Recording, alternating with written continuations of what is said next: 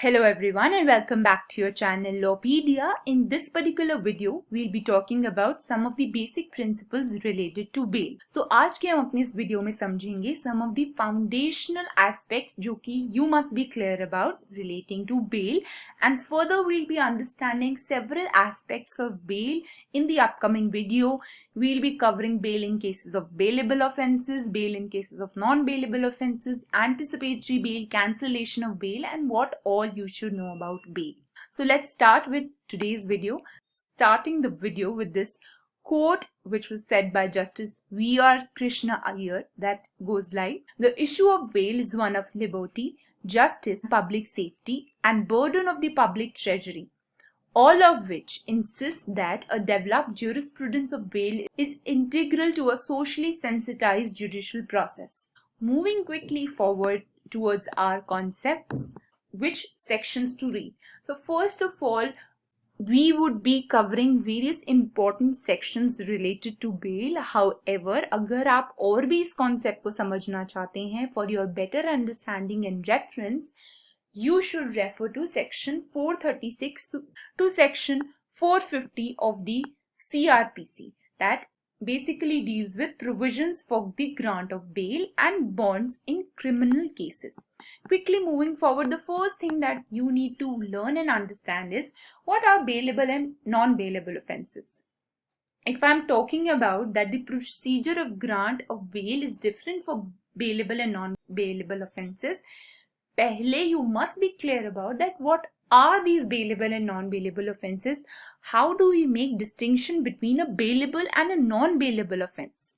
So firstly, section 2A of CRPC distinguishes bailable and non-bailable offences. Let's read.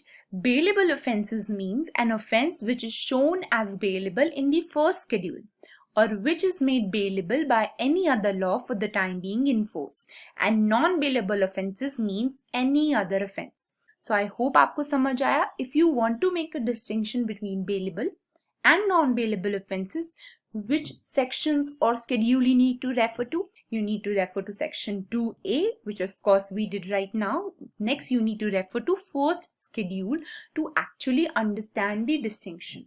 Now moving forward. Now this comprehensive chart I have prepared so that you can not only understand but remember that which section deals with what important aspect of bail. Firstly, section 436 deals with bailable offences. Secondly, section 436A deals with maximum period for which an under trial prisoner can be detained. Thus, it deals with right of the imprisoned individual. Section 437 basically talks about bail in cases of non-bailable offences. Section 439 talks about special powers of High Court and Session Court in granting bail. Section 438 and a very important aspect talks about anticipatory bail. So ये भी काफी interesting topic है and काफी interesting concept है which we'll be covering in the upcoming videos. So moving forward, our very first section in the concept of bail that we are referring to is section 436 जो कि deal करता है bail in cases of bailable offences. Let's read it together. Section goes like, when any person other than the person accused of a non-bailable offence, first point, is arrested or detained without warrant by an officer in charge of the police station, or appears or is brought before a court and is prepared at any time while in custody of such officer or at any stage of the proceeding to give bail. Second point, prepared to give bail. Such person shall be released on bail. Third point. So I hope you clear about all the 3 points of section 436. So इसी के proviso में the court explains that, let's say if a person is indigent. Who is an indigent person? An indigent person is basically a person who is unable to give bail within 1 week of his arrest.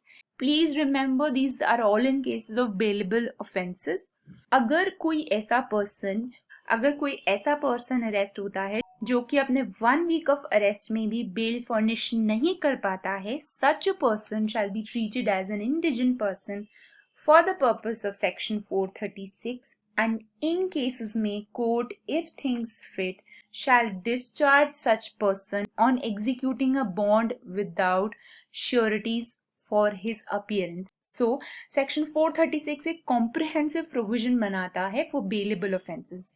Even उनके लिए भी those who can furnish the security and उनके लिए भी जो कि amount नहीं दे सकते उनको executing एक personal bond पे without sureties court, if things fit, can discharge only in cases of bailable offences.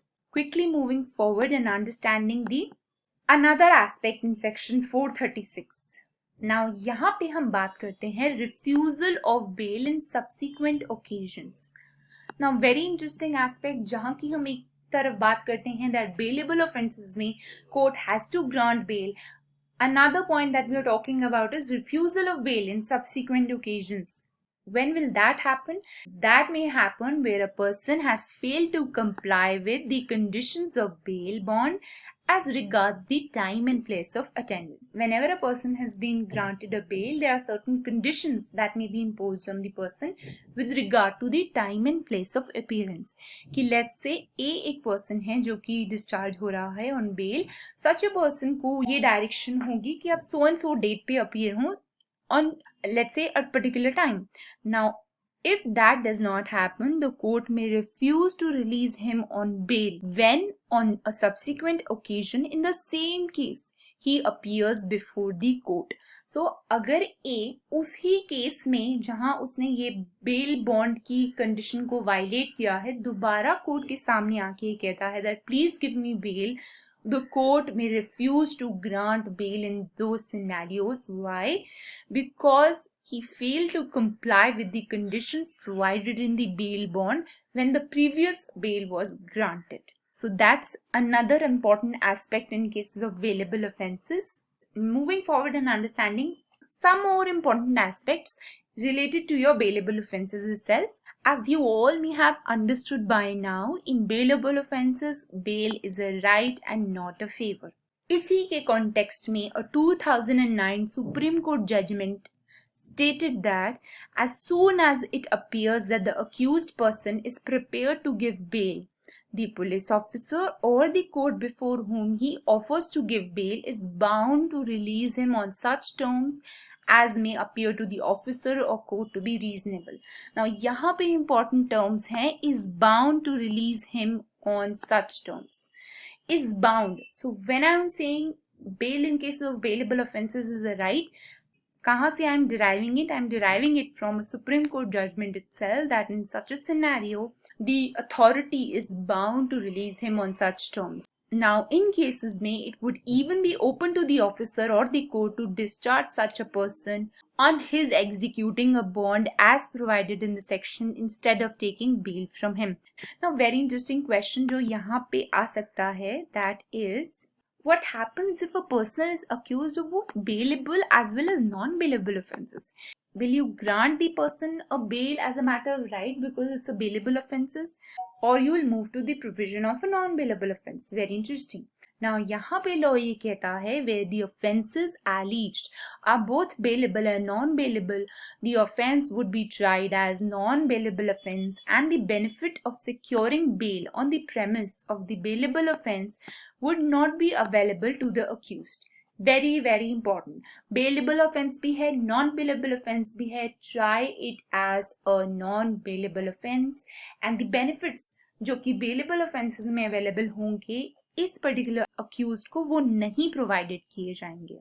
Now moving forward to another very important section, that is section 436A inserted by a 2005 amendment in the Code of Criminal Procedure. Now this section basically provides that where an under trial prisoner other than the offence for which death has been prescribed as one of the punishment has been under detention for a period extending to 1/2 of the maximum period of imprisonment, provided for that particular offence, he should be released on his personal bond with or without sureties. And this particular section also provides that in no case the under trial prisoner can be detained beyond the maximum period of imprisonment for which he can be convicted for the alleged offence. सो यहाँ पे दो important aspects आते हैं. Firstly, if an under trial prisoner उस offence के लिए under trial है जिस ऑफेंस की punishment is not death penalty and the person has been in detention for a period extending to 1/2 of the maximum period. Let's say maximum period था उस particular offence के लिए 10 years. Now person ने already 5 years कर लिए हैं. So such a person shall be released on his personal bond with or without sureties. And ये provision ये भी कहता है that in no case, please remember, in no case the under trial prisoner can be detained beyond the maximum period of the imprisonment. Why? Because let's say offense के maximum period है 5 years. So you can't keep the person in imprisonment for 6 years. That is in complete violation of the provisions of the Constitution as well as the fundamental rule of the criminal jurisprudence. Now in Bhim Singh versus Union of India, a 2015 3 judge bench judgment of Supreme Court ने ये direct किया. Now this relates to section 436A. Okay. Now court directed the jurisdictional magistrate or the session judges to hold one sitting in a week in each jail or prison for 2 months to identify the under trial prisoners who had completed half the period of the maximum terms. यहाँ पे उन्होंने ये बोला कि इतना important है that we identify कि ऐसे कौन से prisoners हैं जिन्होंने आधा term complete कर लिया है, those who have completed the half the term of the maximum term of the punishment prescribed or the maximum term of imprisonment stipulated for the offense. So ऐसे कौन से हैं those who have completed half the period and ऐसे कौन से हैं those who have actually overpassed, have completed the maximum term of imprisonment. And in situation में the court directed to pass an appropriate order as soon as possible to release them on bail or actually release them, and the bench also issued variety of guidelines or directions to all the high courts in the country to ensure compliance of the said order and submit a report to the Secretary of the Supreme Court without unnecessary delay. So that was what was said in Bhim Singh versus Union of India judgment. Now with this and a lot of talking, we come to the end of our videos. Again, as we always say, any doubts, please feel free to put them down in the comment section below, and please like, share and subscribe and recommend if you like the content. Any suggestions also do let me know in the comment section down below. And as we always say, until the next video related to bail, please stay home, stay safe and keep learning.